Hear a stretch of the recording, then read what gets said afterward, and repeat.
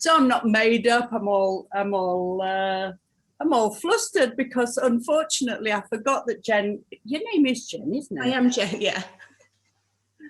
So I forgot that Jen was coming in to do a recording with me this morning, and I'm very, very pleased that you did remember and that you let me off for being so flustered this morning, because I got up very, very early, too early to even think, and by this time I'd stopped thinking completely. So it's lovely to have you. Can you introduce your business name? Yeah, so my business is NetShout. And I am all about social media marketing and marketing yourself through social media, because it's huge now.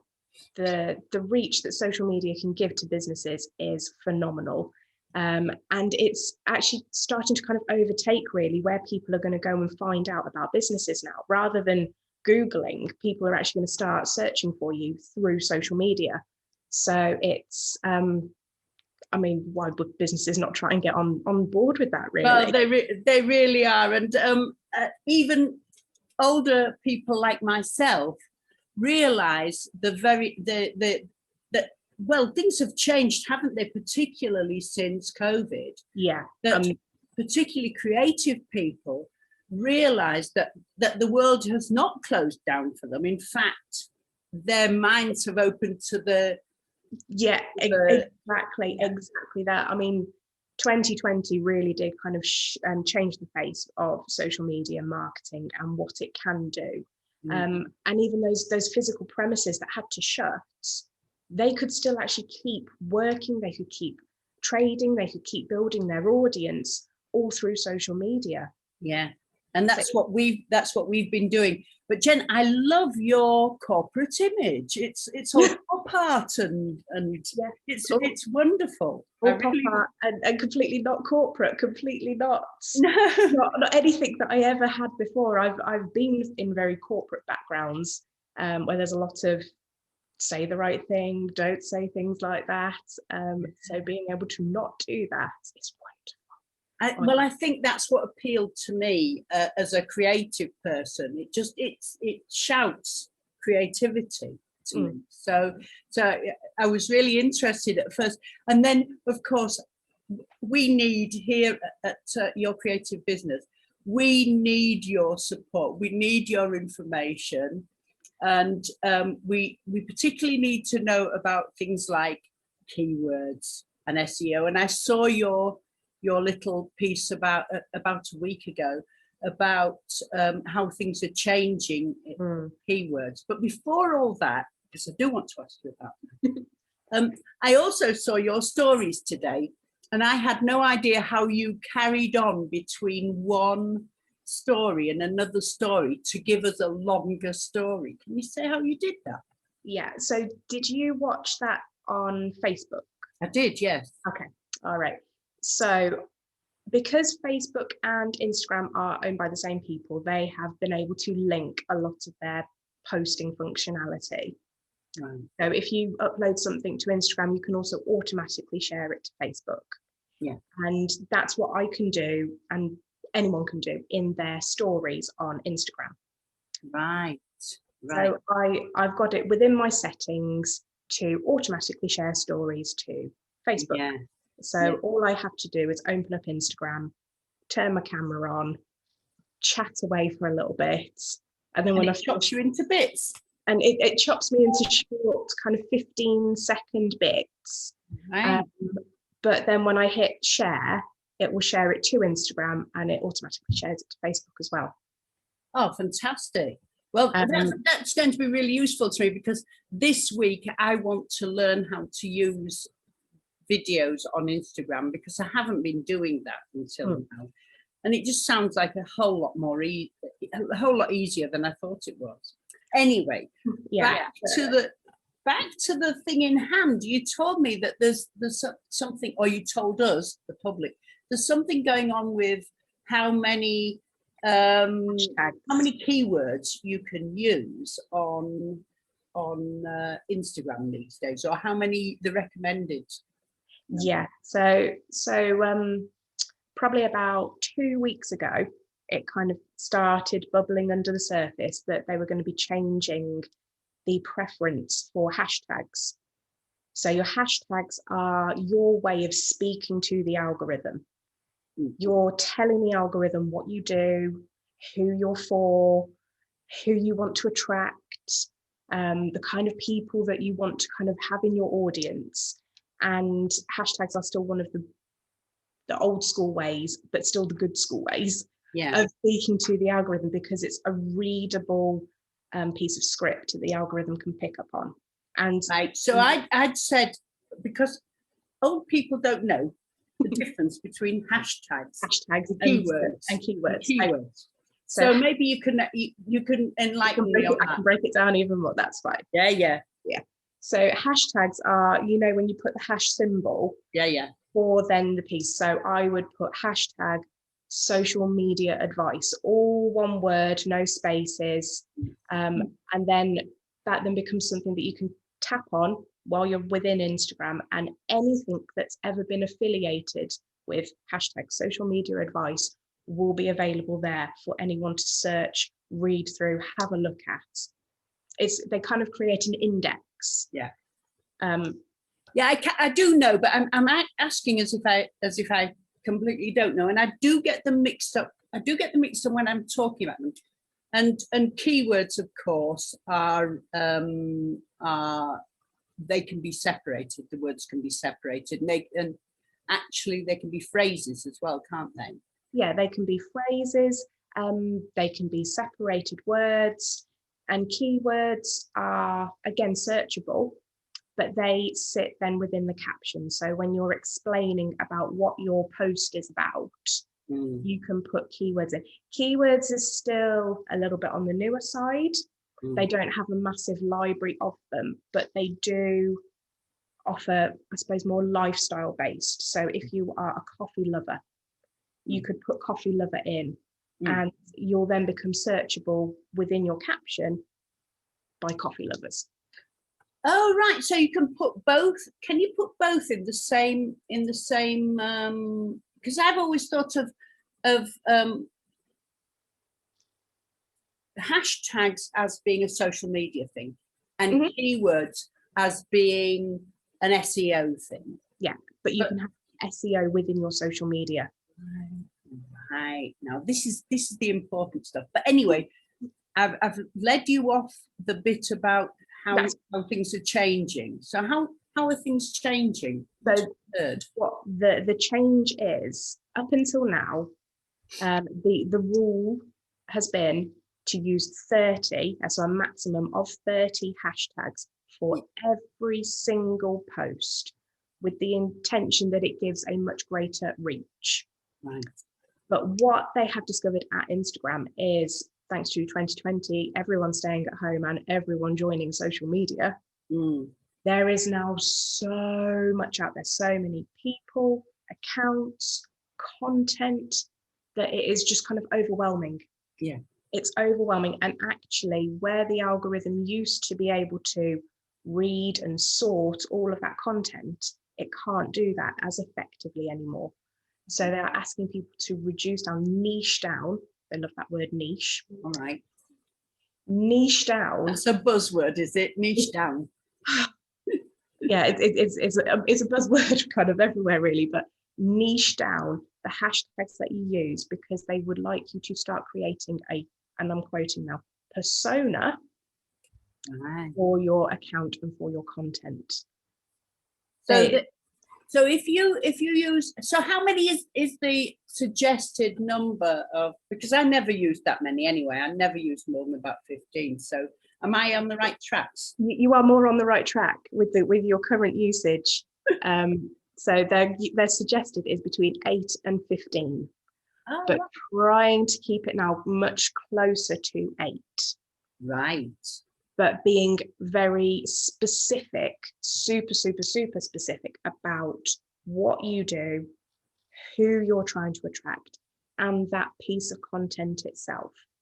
Right. So does it come naturally to you now to do this? So if I said to you, write the not the keywords, the hashtags hashtag. for this chat. Tell me, give me those eight hashtags for this chat. Oh, that's putting me on the spot. Obviously, you want to advertise yourself. It would be social media support.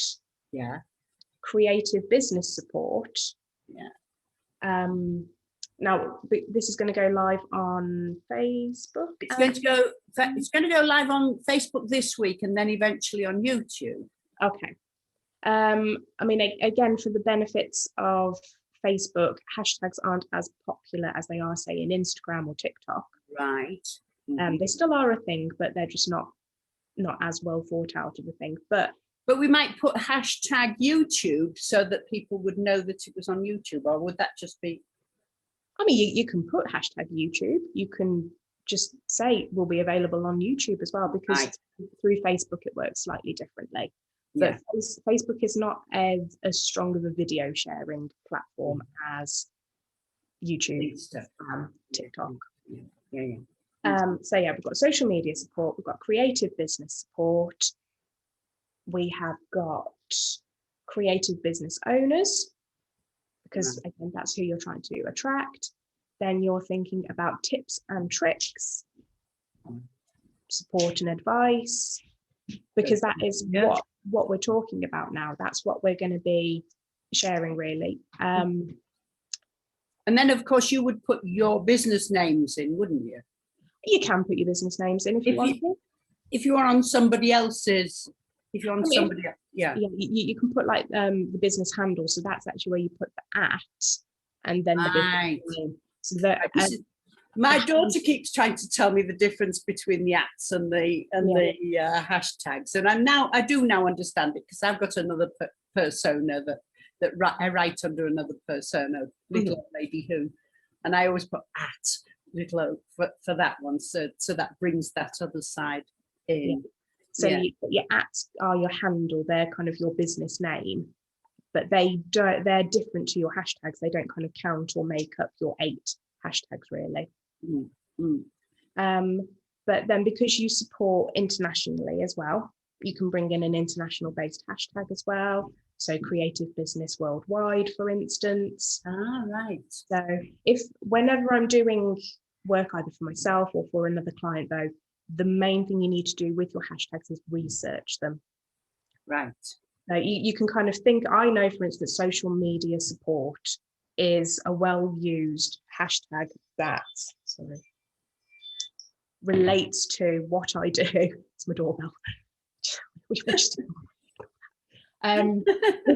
Social media support is something that relates to what I do. It relates to the people that I'm trying to attract, because I've gone into Instagram, I've typed it in, I've looked at all the content that's affiliated with it. It's researching them, really, to understand and make sure that by using that hashtag, you're going to become that little magnet for the people that you want to attract. Is that something that you can do with your business? Because I don't really know exactly what your business does. So tell me what your business does and how you got into it.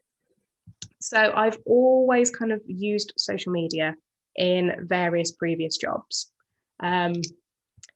Like I said, quite corporate, but the whole intent of my use of social media was to create and increase our reach and our visibility, and to be seen by the right people. So for a time when I was working with a local authority and I was working alongside children's social workers and healthcare workers, I really needed to attract families with young children, families that needed support. So I can pop a post out and I can make it super, super general, but if it's not going to be of any relevance to you, you're just going to kind of swipe on by. You're not really going to pay attention to it. Right. But if what is there is going to be really helpful to you as a family with small children, then you're going to pay attention. So using social media, it was about placing myself in front of the right people. But then I've also worked for car dealerships at one point. Yeah.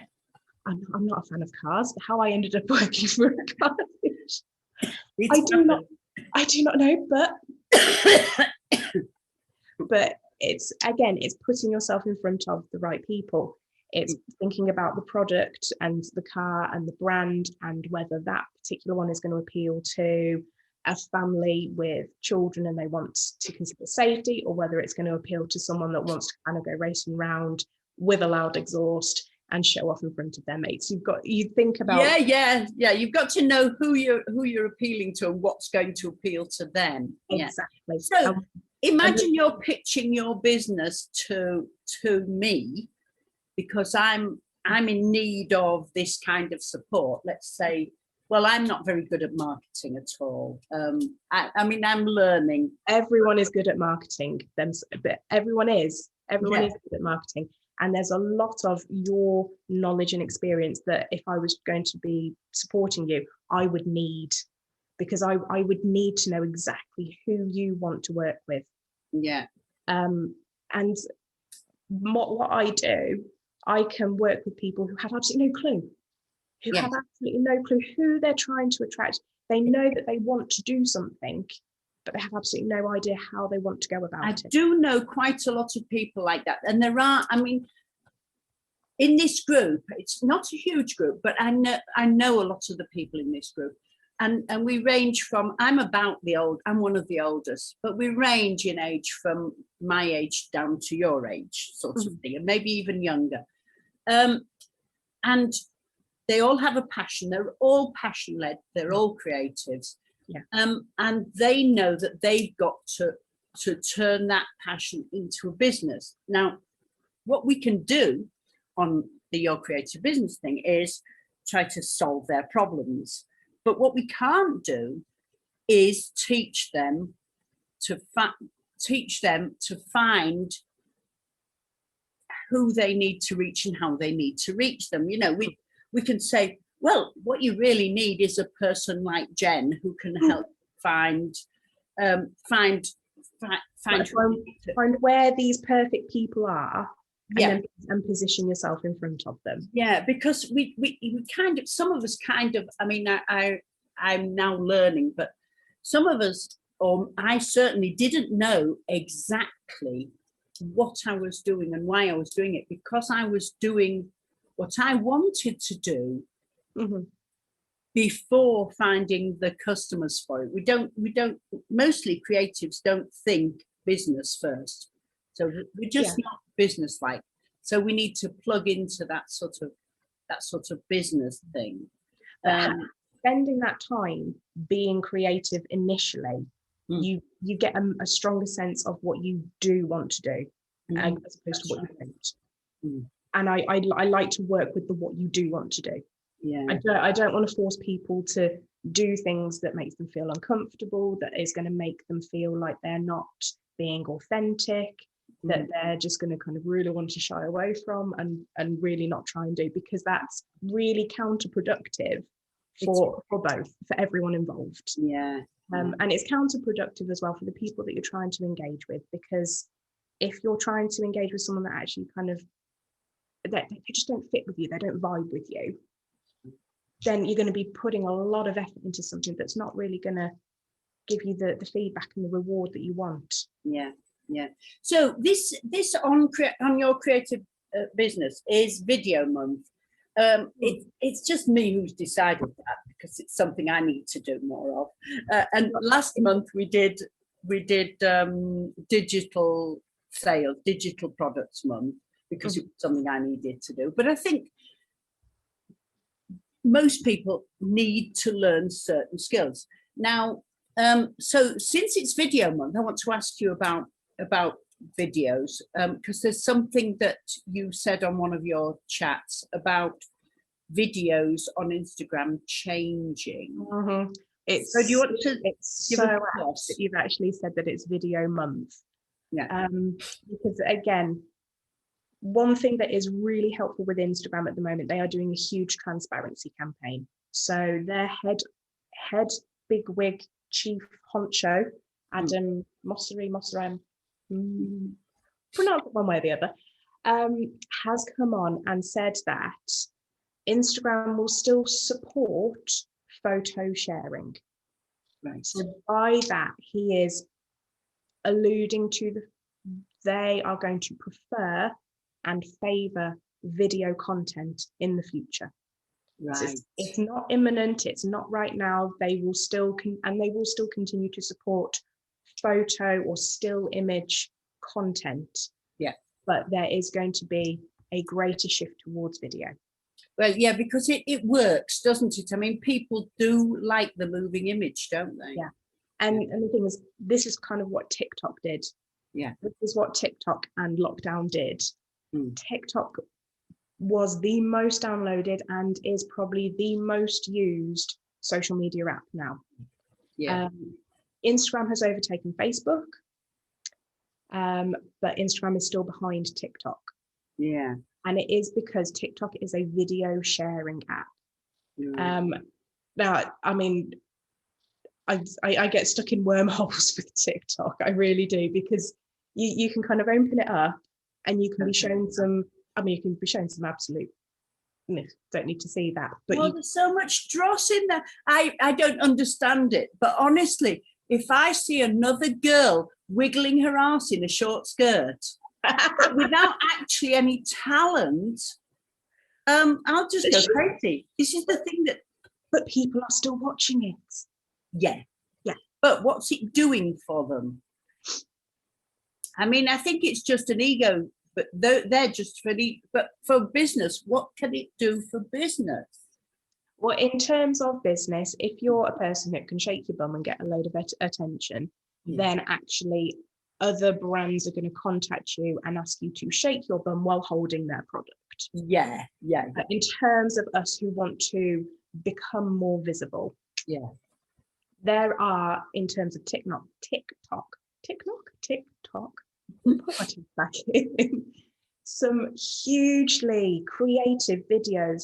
I always get sucked into the photography ones. Right. Oh, that's good advice. Photographers showing, they've probably got an assistant there who's kind of filming a little bit of the photographer working on this shoot, whether it's on a beach or in a forest or something like that. But then afterwards, they kind of show some stills or short clips of what they've created. And so once it's been through the Photoshop process, once it's had that fantastic makeover and is beautiful, then they can also show those as well. And I find those fascinating because you see a little bit of the behind the scenes of how the photographer is approaching it. Yeah. And you also see the end product that they create and kind of think, oh my God, I want to have a photo shoot like that. I want photos like that in my home or my business. So have you ever bought anything because of somebody's TikTok? I've never bought anything because of somebody's TikTok. Right. I have bought because of Instagram. Right. Mm-hmm. Well, that's interesting. Yeah. So as far as sales, as far as marketing physical products, I see Instagram as a more profitable platform as opposed to TikTok. Yeah. My daughter, who's my co-writer on the Your Creative Business book, is far too shy to speak on camera.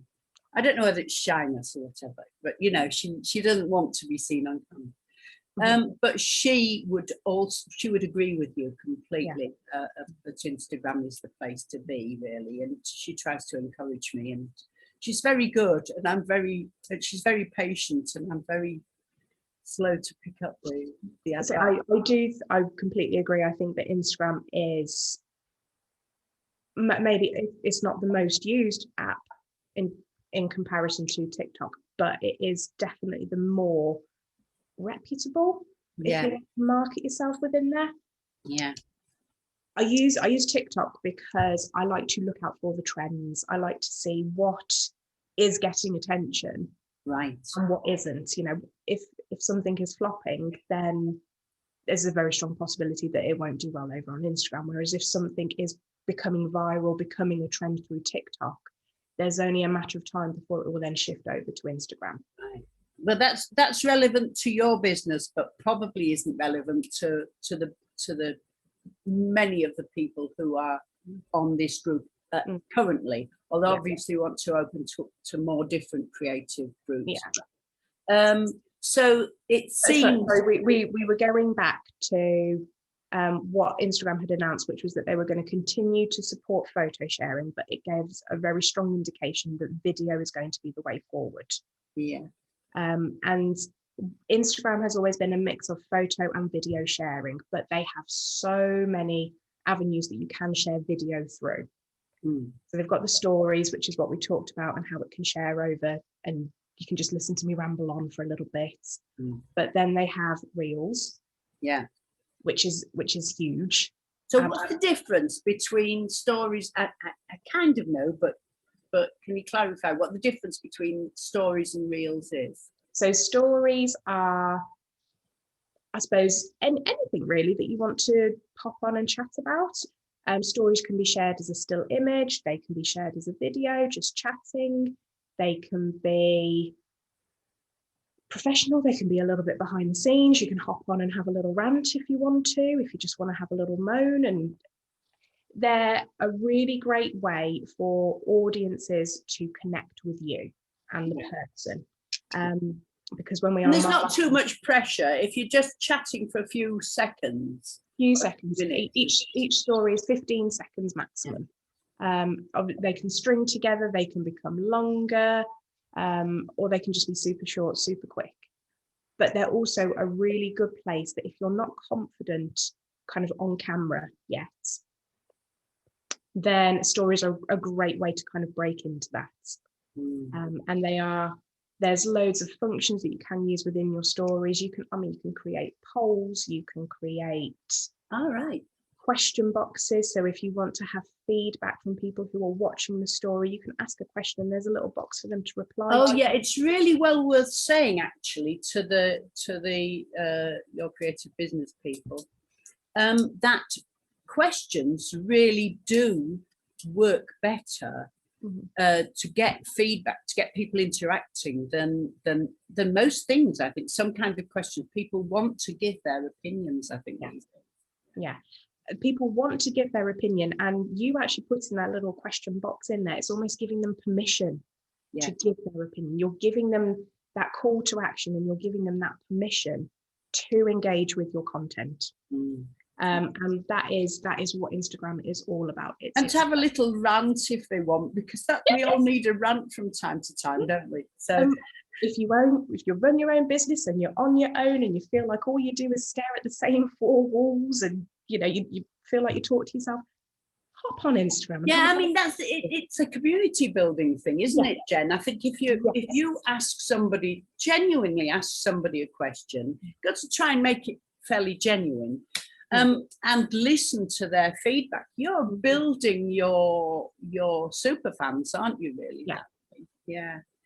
So how would you advise people who are not confident being seen in public?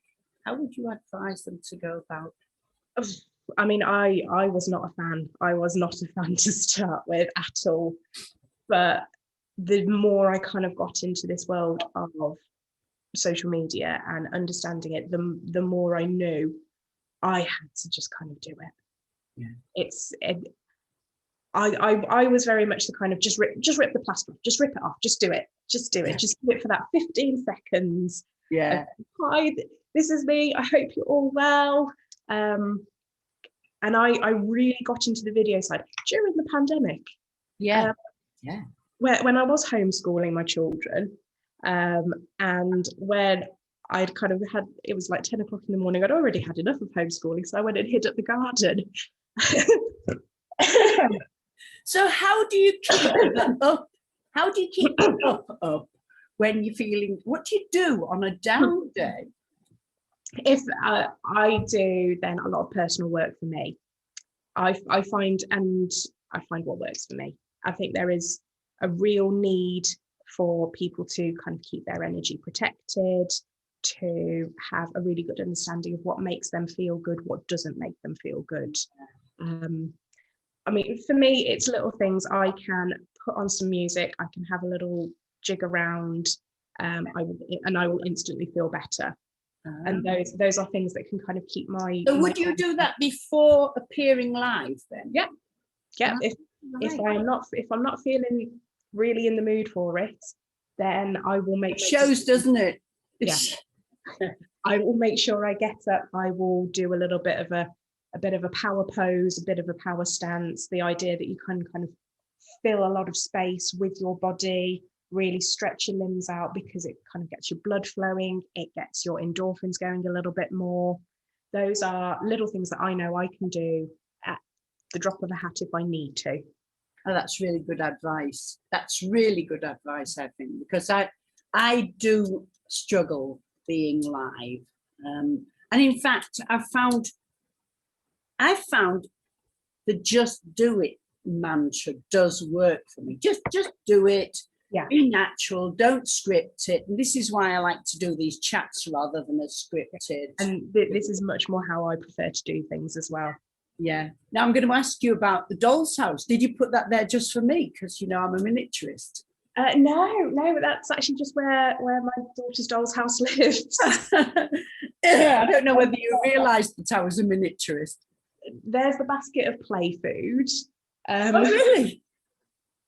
Because this is slightly the reality of me and my work really as well. I have young children as well. And you've got kids, yeah, you've got. Yeah.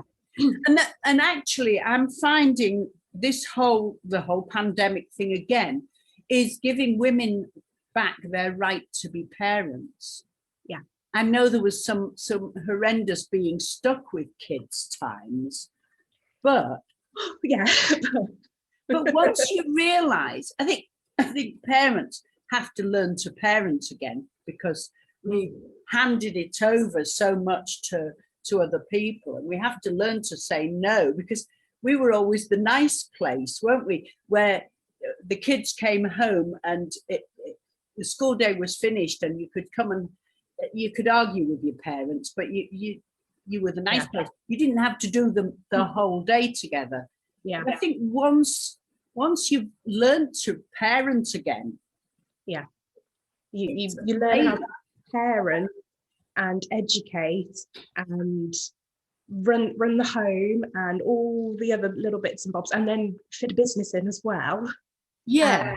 And look after your own mental well-being and all of those things. And you start to feel a bit more like, okay, I can do this. Yeah. Can do this, right? Let's go on a video and I can do this. And you realize that you are capable of so much. Any doubt that you thought you had, or any down days that you may have, you are capable of doing it. You can do it.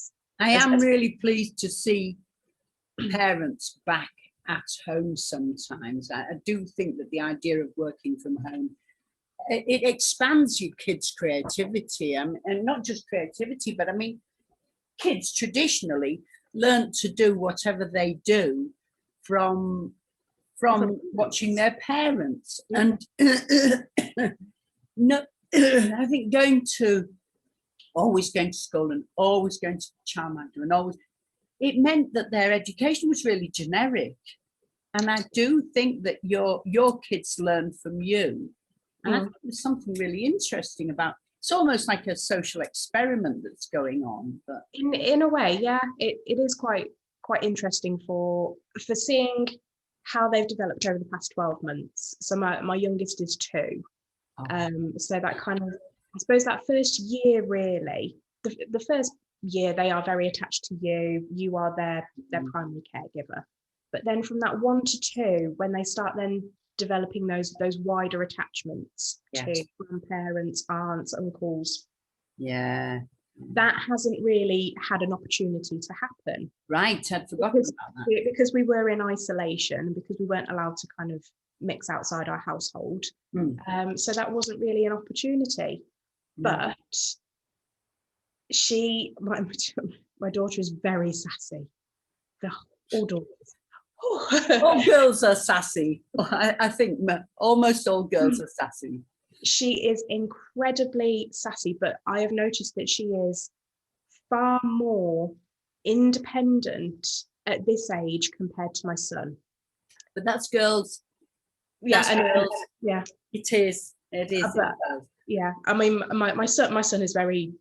He's got his own sass as well. Actually, he's got that little streak in him. Yeah. But she is just so much more almost like in flow with the routine. She almost kind of doesn't really need prompting because she's just observed this home living environment Yeah. for 12 months now, rather than it's all quite old-fashioned and quite natural the way that happens.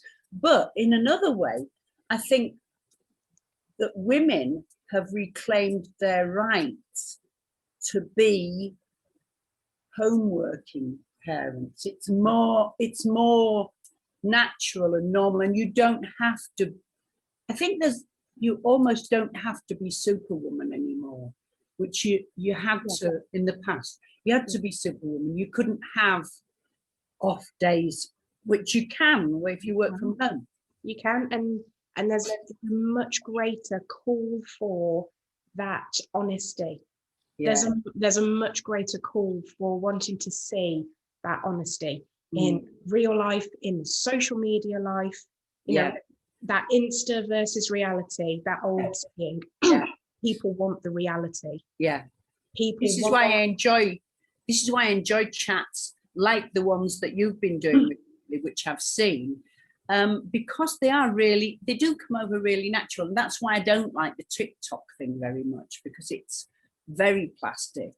And it doesn't work for me, but I don't know whether it, you know. Like I said, I get really drawn into the creative ones, watching how a photographer works and then what they can create afterwards. I think is fascinating, because I think it's also showing this massive world of people that have got all these skills and this ability, and just because they don't go into an office 9 to 5 in a suit does not mean that they do not have something amazing to contribute.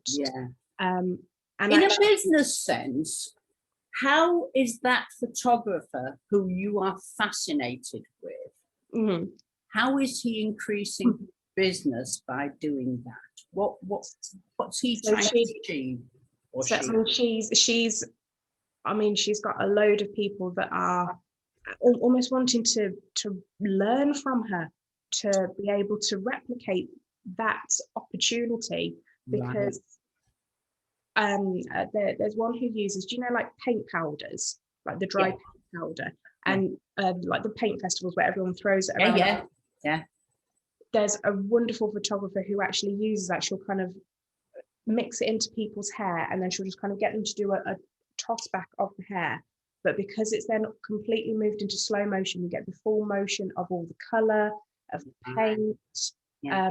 It's very beautiful to watch. Right, so they can sell their photography. People approaching this photographer saying, I would love to do a shoot with you. I would really love to. And then there will be other photographers approaching this person saying, I would love to learn from you. So you can either have a client and do a photography shoot, or this photographer could now actually teach these techniques. And those are both marketable, profitable opportunities. As a bit of a lefty myself, I've always been, I've always had a thing about mentorship, and I've always said that we should all be doing a lot more of it, especially as we get older. And this is another thing, that mentorship has started to have a real value in these last few months, I think, and people are learning that they can learn from each other, and that they need to pay a little bit in some way. In some way, they need to pay, either through subscriptions to things or whatever. And I think that's something that people are selling on video. They're selling the fact that they can produce results that you would like to produce. You would like to replicate for yourself within your business. It's social media people like myself, they will offer courses, for instance, to learn how to make reels, for example. And they can just be very simple. You're all sat there with a phone, you'll all create maybe one specific kind of reel because you've got a single object to film, but you're learning about the clipping together, the overlaying of text, all the technical little details. But once you've got that knowledge, you can then apply it to any business, any message that you want to give. Yeah, I think we all need that. We all need some of that. Well, a lot of us on this group need some extra knowledge about video. So if anybody wants to pitch to anybody, that we all need a little bit of that. We could all probably do with a class or two in that sort of thing. Anyway, so well, I guess we're coming towards the end of this, but can you give some advice about how best to, if you've never really looked at Instagram particularly, how best to approach Instagram from I think that if you've never really kind of looked at it, your first port of call has got to be to just start exploring it a little bit. So you can explore Reels, which is the popular thing, and you can watch those. You can see what people are doing. You can see what is trending, what's not. But you can also start to find people that are doing what you do, similar to what you do. So you could type in a hashtag creative business. And you can just see everything that's kind of coming up because it's right. So that's how those are used. I can follow the people I want to follow, but I can also find the people I want to follow me by typing. Right, that's you just turned on a light bulb in my head there, Jen. Yes, but look at what other people are doing. I mean, it's always about being individual, about being authentic, about being your own person within that space. But you can't ignore what other people are doing. No. You kind of need to try and see where the bar is, and you need to try and be either meeting it or exceeding it, really. Or even see what people aren't doing that you could do, which is another way of looking at it. Well, Jen, you go for it. Sorry? You notice a gap and then you go for it. Right. Well, this will go up on Saturday on Your Creative Business, and then later on YouTube. But on Your Creative Business, if anybody has any questions, can they ask you? You are on Your Creative Business. I am on Your Creative Business. So can they ask you on Saturday? They're not expecting you to be live or anything, but can you just say how they can contact you from YouTube? From when it's on YouTube? So when it's on YouTube, your best place to find me is going to be Instagram. Right. And my handle is @netshout, all one word, netshout. And you'll recognise her from her graphics, which are very pop arty. And I think you've got have you got one of these? What do you call those? The megaphones. Megaphone. Yeah. Because that was me in a previous life, stood on street corners shouting in down megaphones. I want to know what that's all about, but we'll do it off.